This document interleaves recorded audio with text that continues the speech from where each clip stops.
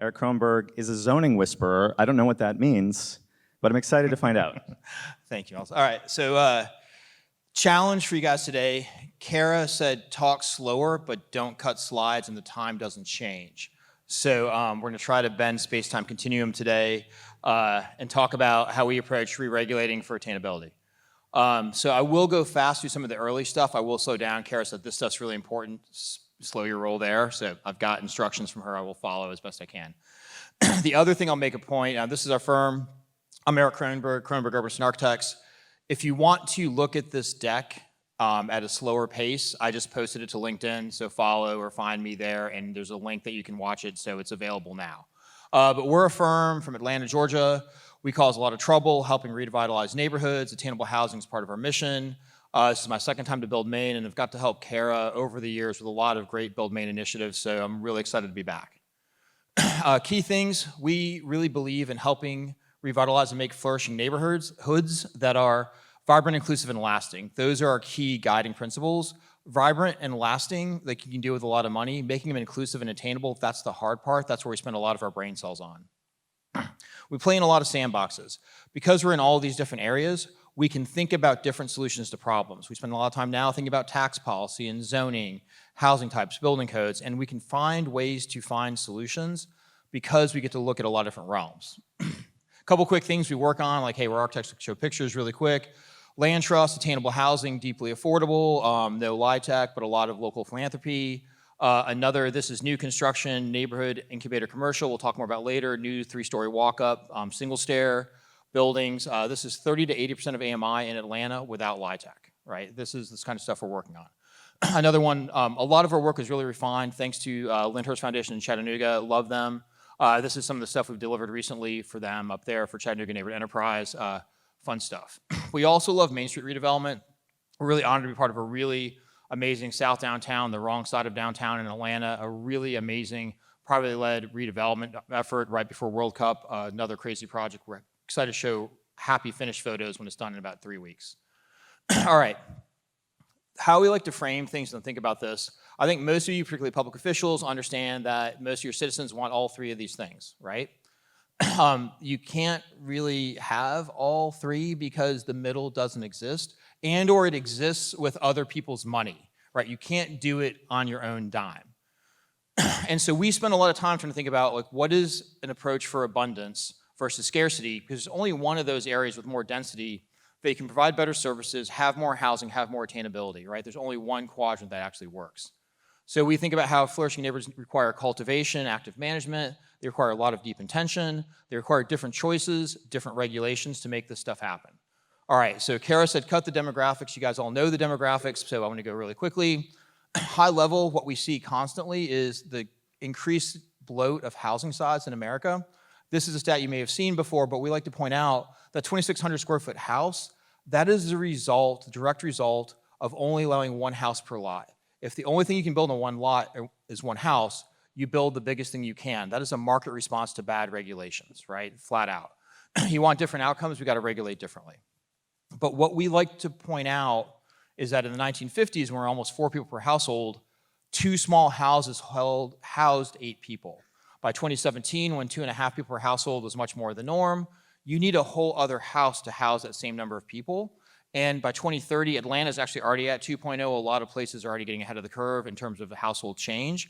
You need twice as many houses to house the same number of people. You know, we're working in a town in Connecticut that they've had declining population and a pretty significant increase in number of households because of the demographic changes there. And so we like to point out this is legal everywhere. This kind of thing that we think is much more appropriate, better use of land, better house sizes, calibrated households, like this is rarely legal. How do we get this legalized to get better outcomes, to have housing choices that meet our needs? All right. You know, we talked a little bit yesterday, Kevin, about density and things, so this is for you, man, shout out. We like to compare single family only zoning, the costs and challenges, opportunities with that versus other choices, right? So typical, this is to scale. These are 2 15,000 square foot lots. You know, maybe you're lucky that rare unicorn intact nuclear family is actually living in a house. More likely, we know it's an older senior that can't downsize because there's no other housing choices in their neighborhood. The bad word is he's overhoused, but you know, just he doesn't have choices that fit his needs and his lifestyle. and everybody else is bumped out. So we like to point out that this stuff requires a ton of infrastructure, right? All these physical components are there to help support these two houses. They don't pay that much in property taxes. You city folk know this, hopefully. But you also are hoping to get enough money out of them just to barely cover the services, right? You put all this together, it's a pretty bad deal. We like to talk about what happens when we allow more choices. And we're not radically talking about multifamily, 5-story, but this is just good ADU policy. This is lot size reform. This is subdivision reform. I'll talk more about it a little bit later. But all of a sudden, you go from 3 units per acre to almost 19. And that's why I pushed you yesterday, Kevin. What do you think is your break-even units per acre density to be cash flow neutral for housing?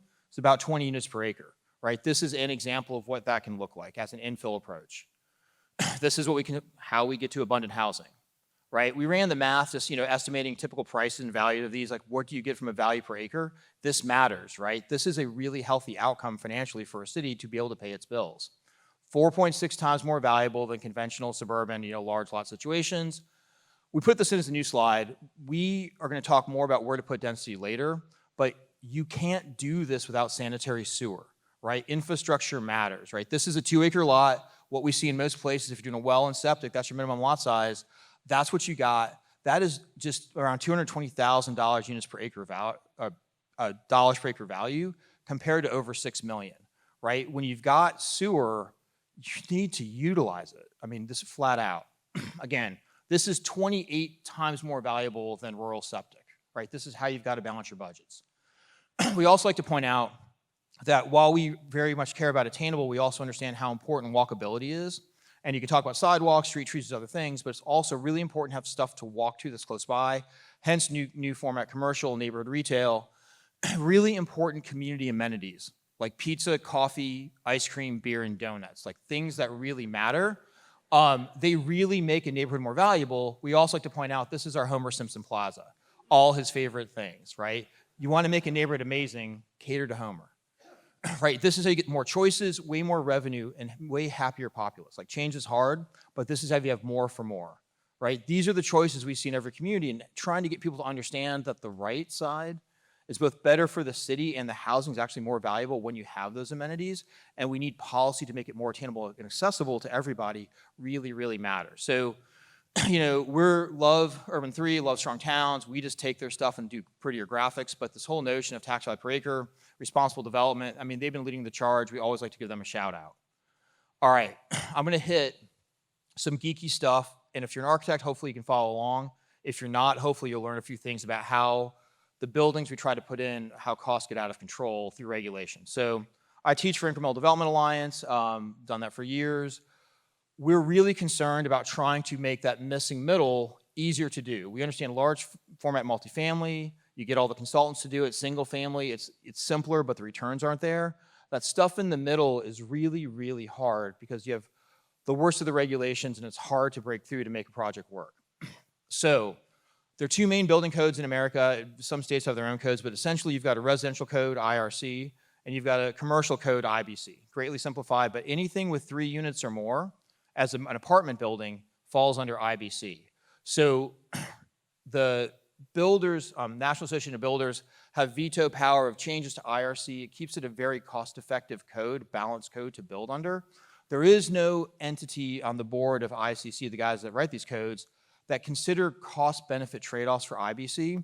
It is basically there for the building industry to put more requirements in to raise the cost of construction. There's no other nice way to say it but that. So there's a whole range of things that make it easier and more efficient under IRC compared to IBC. I'm not going to go through all these. This is on our website. It's worth taking a look at. We've got a lot of deep dive onto this stuff. But we also like to point out one of the lessons from IncDev is you're not going to solve your problems one house per standard lot, right? That just doesn't use the land effectively. Hopefully those diagrams before make that clear for you. And we also like to point out that if you're trying to do a fourplex, which seems rational, building codes make that brutally expensive and brutally hard. So John Zana, wonderful guy, head of infrastructure development from Memphis, helped him proofread this amazing paper he put together. Beyond zoning, it's not just the zoning. They solve for the zoning in Memphis. And Andre Drones, another friend, small developer, just got put through the ringer doing some fourplexes and a cottage court there. John did a great white paper documenting all the challenges that came about as he was trying to help Andre on the city side to make this project, get over the finish line. And so some of these we worked with John to say, John, here's a deck so you can make this more visual for folks. It's not just simpler, smaller contractors can do IRC. It's also that like the actual permitting, the drawings you have to have for IRC versus IBC really are different. Cities can put all kinds of commercial trash requirements on a small project that could be fine with Herbie-Kirby's, right? So there's municipal things that get tagged to multifamily that is often defined in ordinances in ways that make it really hard. IRC is smoke detectors in most states, other than Massachusetts, Maryland, bless their hearts, wrong M. Sprinklers are really expensive.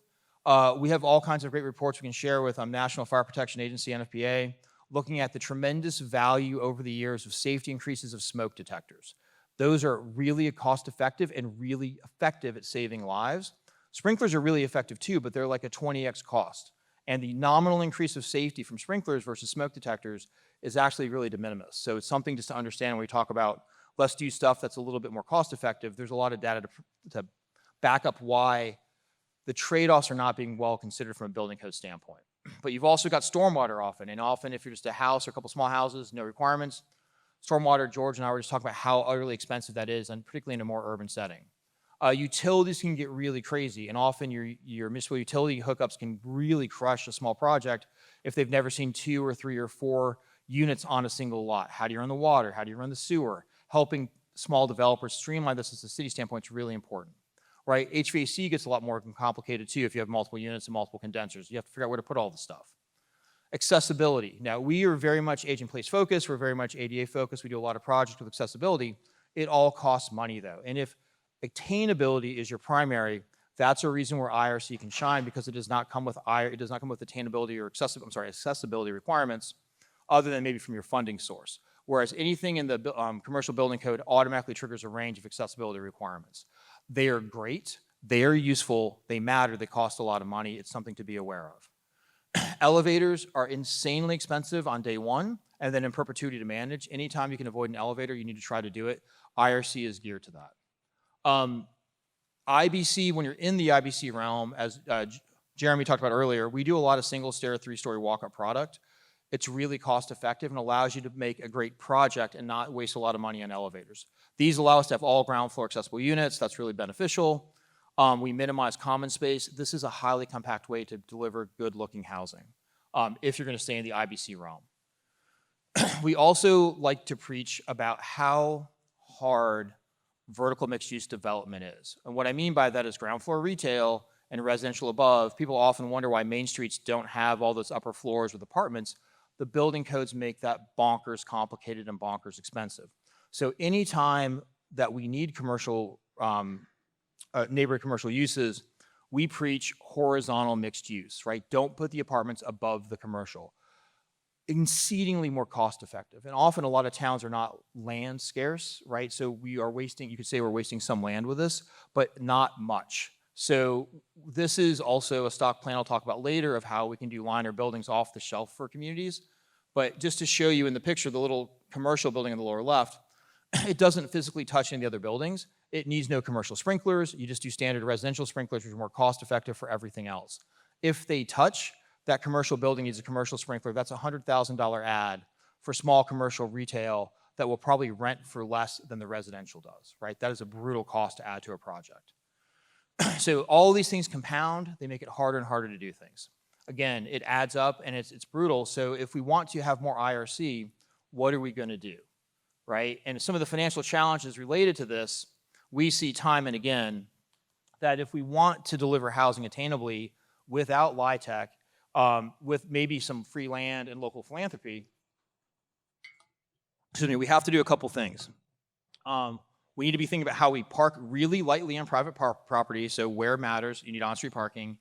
You need to be focused on IRC as a way to deliver units, and you need to do this fee simple whenever possible. That means it's allowed to be sold and bought with a conventional mortgage, and I'll talk more about that in a minute.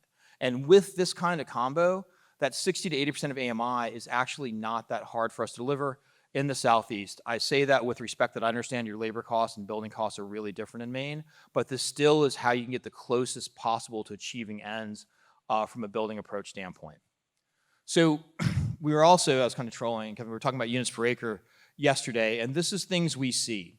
When we talk about density, units per acre is a hard metric for people to understand what this means, but with small format duplex, we can get up to 50 to 60 units per acre. That is crazy dense. Row houses, and these are our projects we're double checking the math on, 30 to 40 units per acre.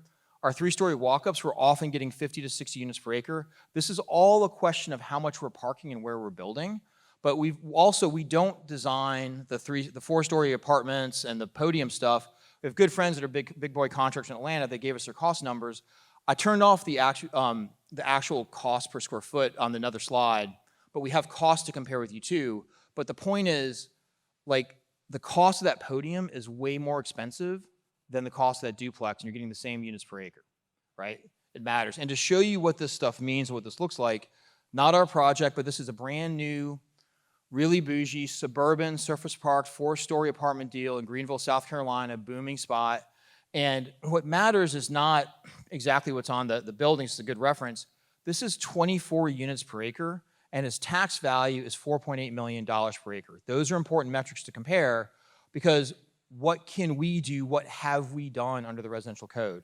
So we've done a lot of historic LIHTC in New Orleans over the years. This humble little duplex with 2 1-bedrooms, it's on like a 1,300 square foot lot with maybe 94% lot coverage. It's 68 units per acre, right? It's $5.8 million per acre under IRC, right? This is a question of what is the financial productivity of your land in your town? What are you allowing for? How does this stuff come out? Another example, just a traditional New Orleans duplex shotgun. You know, as it was built and designed, 21 units per acre, $3.5 million tax value per acre.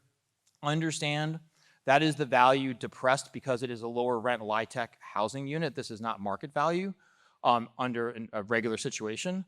If we were allowed, which New Orleans finally just did, to put an ADU-plex in, a duplex ADU, it's a dad joke pun, in the back, we're up at 43 units per acre and $5.3 million per acre, right? This is what costs, like, this is cost effective to build, this is attainable to own, this is attainable to use, like, this is buildable now, right? We don't need building code reform to do this, we just need to understand subdivision reform, which is coming up. But again, this is the cost slide. These are real, I turned the numbers off on this one again because you guys would just be sad at the cost in the South versus up here. But the comparative tracks, and this is a real comparative, right? In terms of the difference between if you're building a podium with all the concrete and all the steel, and then commercial below, all the residential above, like, these cost comparisons track, right? And if I'm getting units per acre density with that duplex, commensurate with a podium deal for a fraction of the cost, like, you shouldn't do that downtown, right? Place matters, but we have all the streetcar suburb stuff around our core downtowns that this knocks it out of the park. All right, there we go. So metrics that we care about, that we see all the time, you know, we're usually about 0.4 to 0.7 spaces per unit parked off street. We're usually picking up, you know, another 0.3, maybe 0.4 spaces on street to get to about 1 per unit for these projects. We are always surface parking. Garages never make sense for us for anything we do. And we're in that 20 to 50 units per acre on a regular basis without working hard, right? These are metrics where you can translate that into attainability.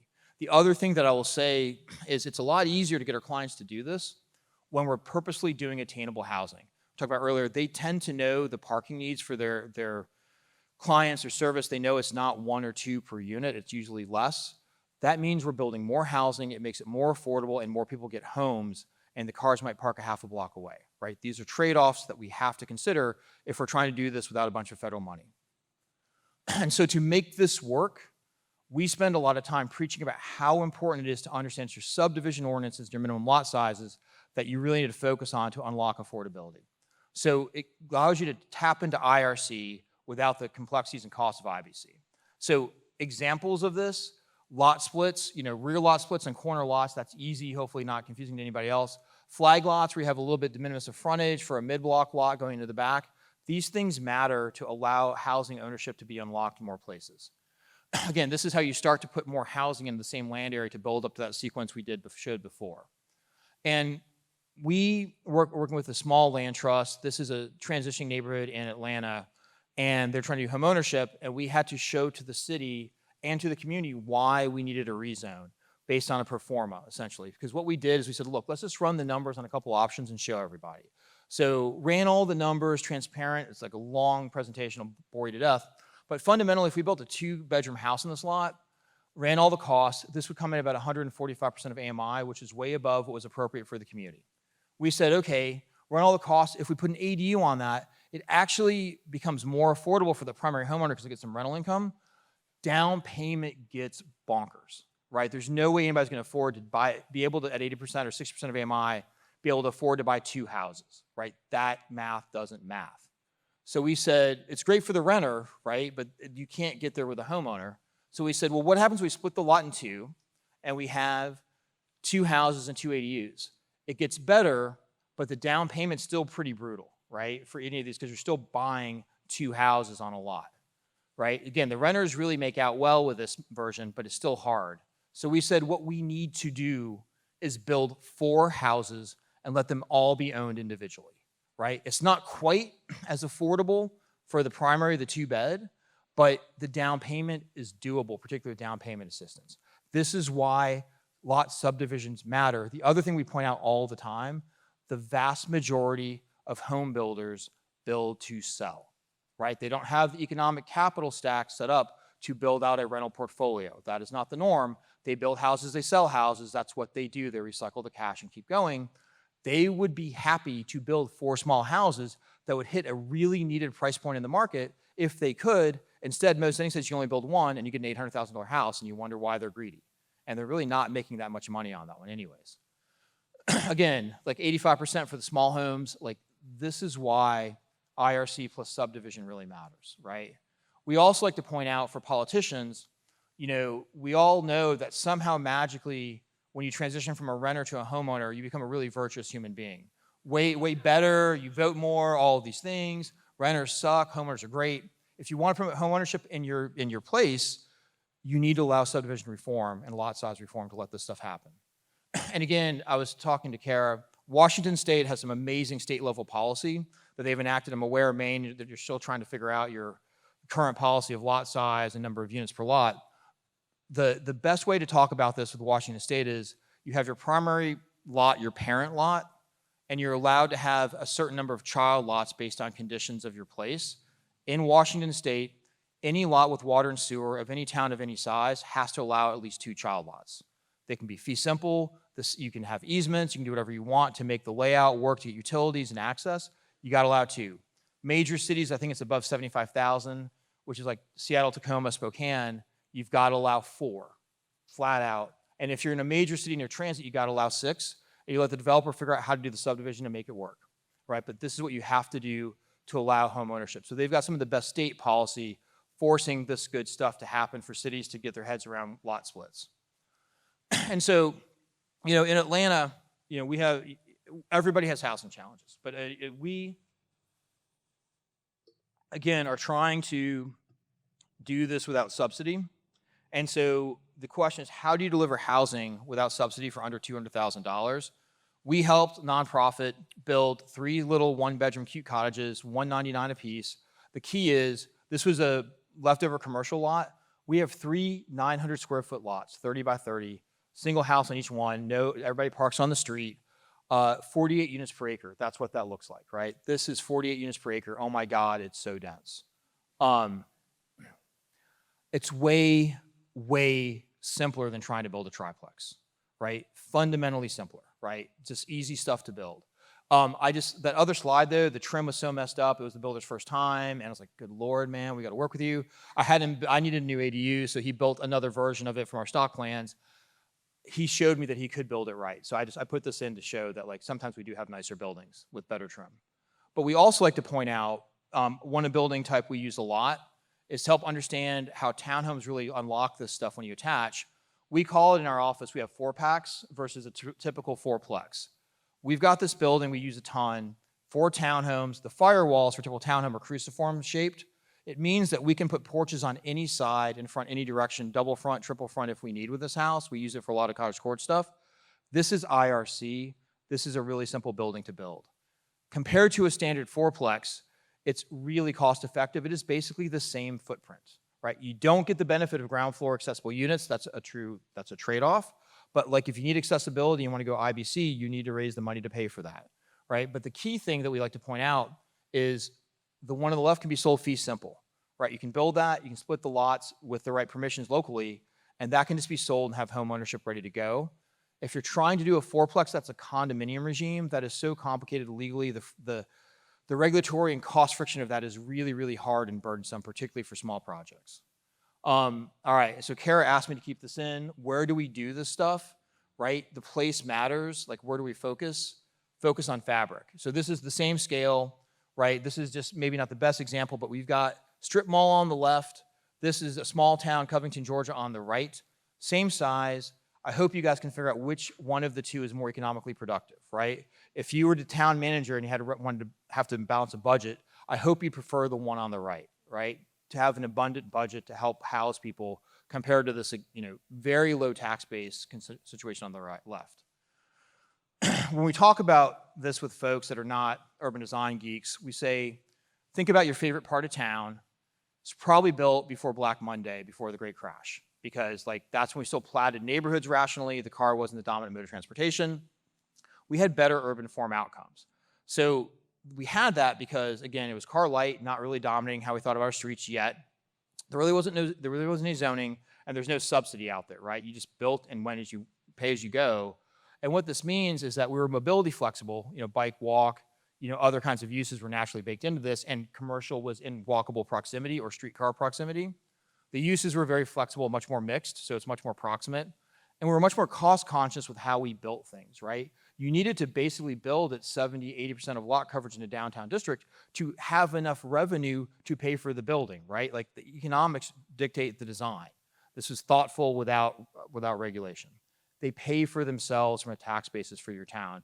These are the areas that are really carrying the weight for your place. Oh, come on. I guess I'm out of it. Oh, there we go. All right.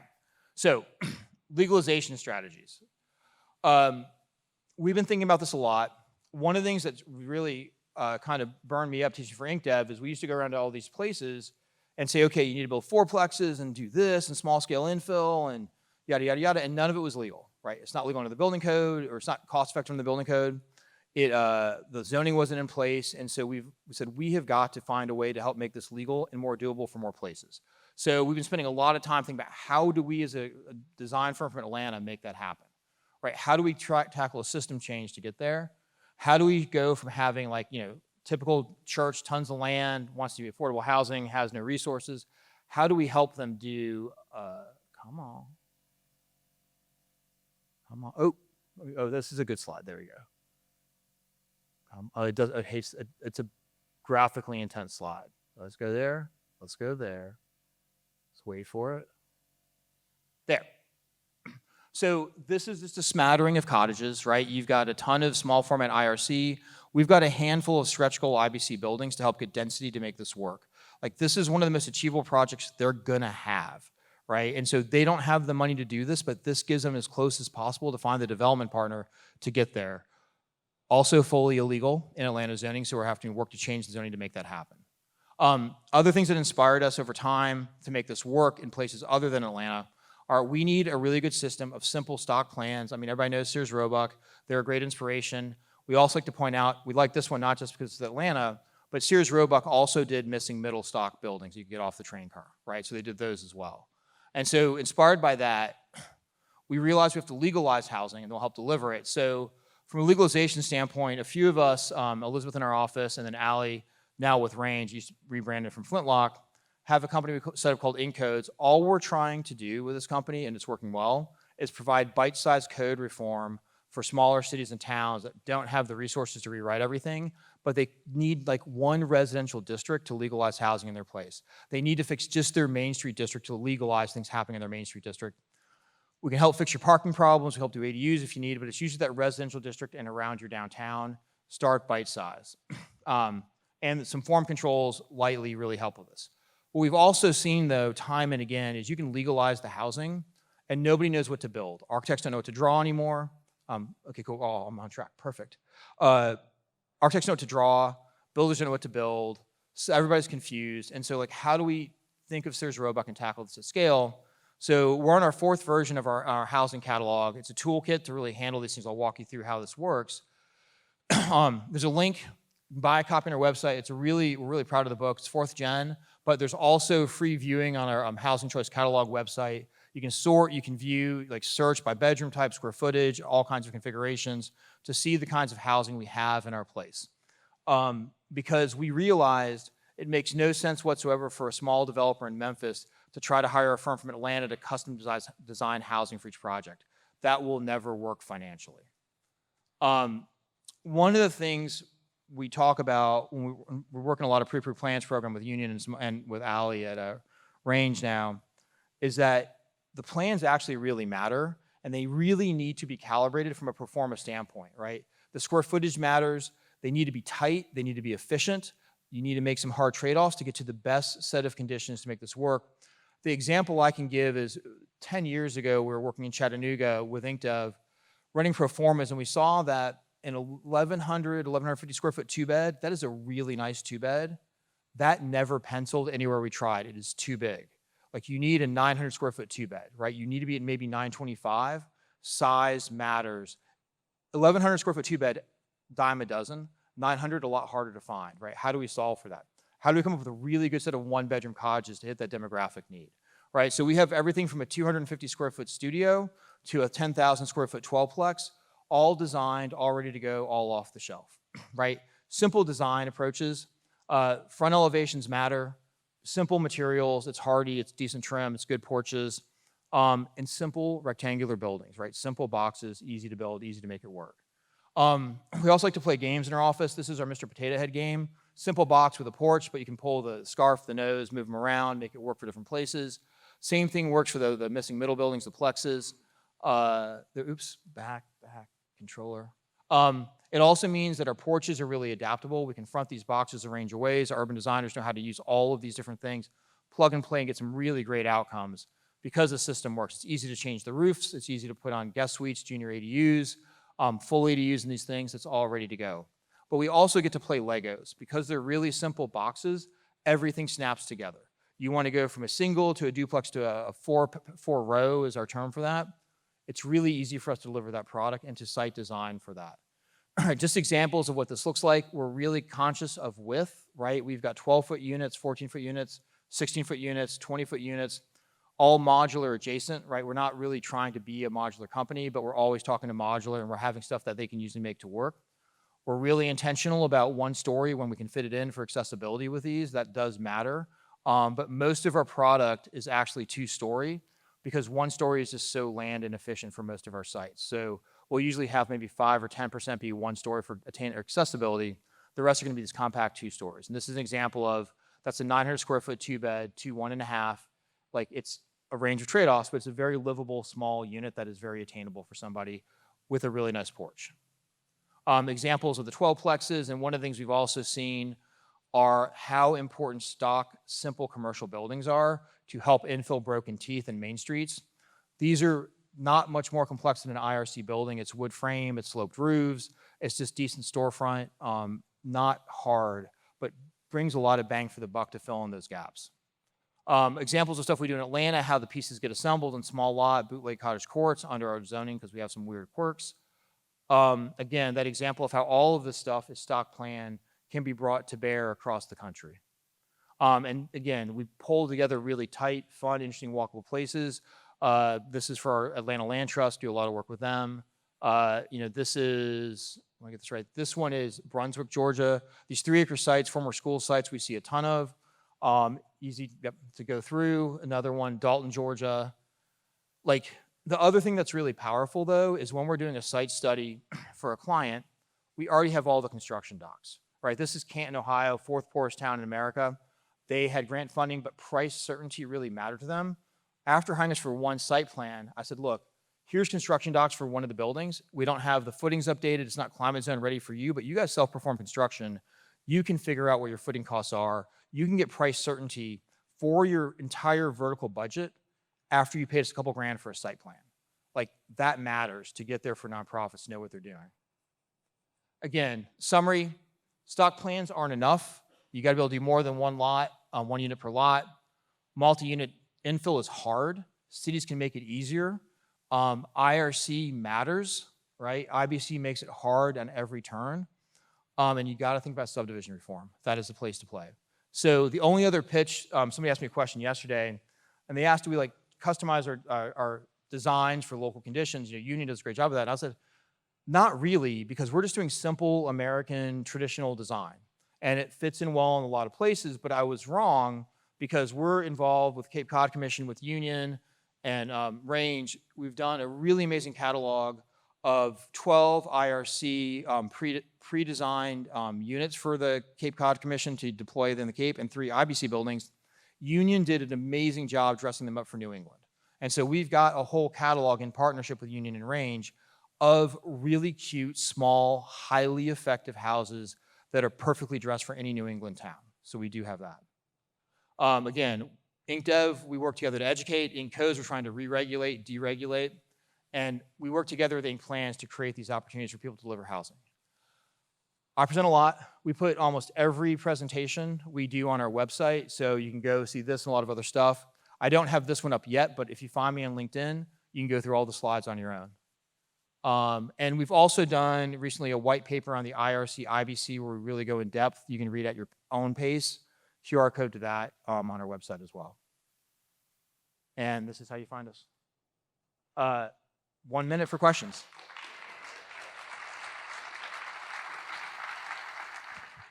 I had 2 questions, but if we don't have time for 2, I'll just ask one. Okay. So I'm 30 years old. I would like to someday own a home, but one of the things I think about is that the future is very uncertain, and I would really like some sort, as a future homeowner, I'd like some sort of adaptability in my home, that I can start with that 800 square foot 1-bedroom cottage and then be able to add the second story easily, and be able to add the garage easily, and be able to add, my girlfriend's an artist, being able to add an artist studio easily. Yes. So I'm wondering, is that something you account for in your plans? Yeah, absolutely. So great question. And so some of this is how we plat.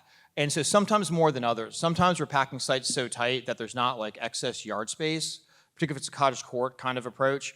But when we're doing more of a small lot infill and we're trying to leave some backyard, particularly for those 1-beds, that gives you the chance to add on to it. And just remember, it's a lot harder to build up on an existing house than it is to go out, right? So we've got some great, find me later, I've got a copy of the catalog, but we have this great junior ADU model, which means there's no stove, so it's not a unit.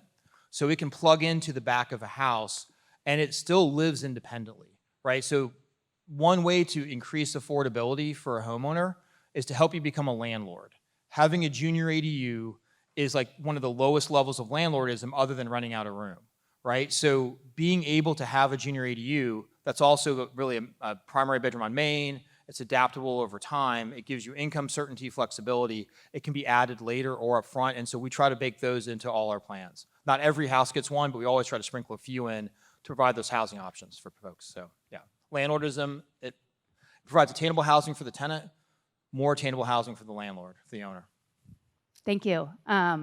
Unlike Georgia, Yeah. where the weather is temperate, it is long and cold and dark in Maine. Tell us about the energy efficiency of these buildings. Absolutely. So our entire catalog is designed with all our exterior walls is 2x6. So in most places, let's say not Maine, like the R19 insulation is ready to go without any change to the plans. You can put as much cellulose in the attic as you want to get to where you go. A lot of our small units have mini splits. We were talking with somebody the other day. Supplemental electric resistant heat is probably necessary. Most minis are going to cut out at maybe 5 below, which is not enough for up here. Small units insulated well matter. The other point Tom and I were talking about, a friend who's an architect in Kittery, is you really need to have that continuous insulation barrier outside your wall plane. That's a really easy add if you've got the 2x6 wall for the core insulation, and then you can do the exterior skin. You could try to go to 2x8, but like every inch matters in these plans. We'd rather see you go out with the insulation than try to squeeze things in.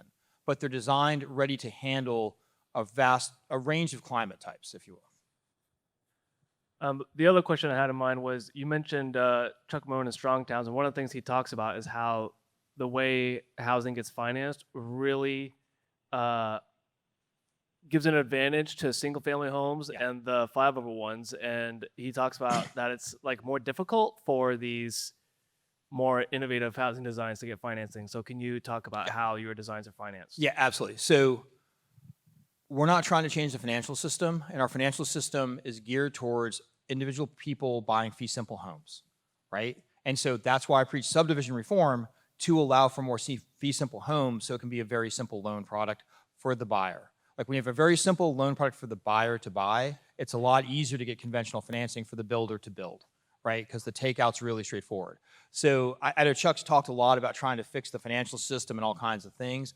I'm like, there's things I know I can solve, right? How do we approach housing, how to build it, how to design it, like to feed the financial system what it needs. That's what we're trying to do, to make it easy for standard FHA loans for buyers to do that. I was reading, I think Pew Charitable Trust has a great article the other day. It wasn't Pew, somebody else, about Fannie and Freddie, how you can now really simplify counting ADU income or second unit income for a conventional mortgage, right? So that is a help. And so if you have a junior ADU, you should be able to count that income as supplemental income towards the purchase of the house, right? So there are ways to bake these components in to play to what the financial system wants. So we're very cognizant of that. We're not trying to revolutionize the financial system. We're trying to design product of very simple single family, fee simple housing that people can understand and buy.